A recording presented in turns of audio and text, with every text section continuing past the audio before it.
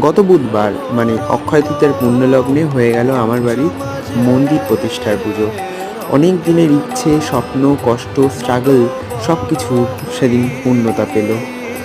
আমাদের বাড়ির ঠাকুরঘরে কিছু পুরনো এবং নতুন সদস্যদের নতুনভাবে আগমন হলো এবং নতুনভাবে প্রাণ প্রতিষ্ঠা করা হলো আবারও। অক্ষয় তৃতীয়া দিনটির মাহাত্ম্য সবারই অজানা নয়।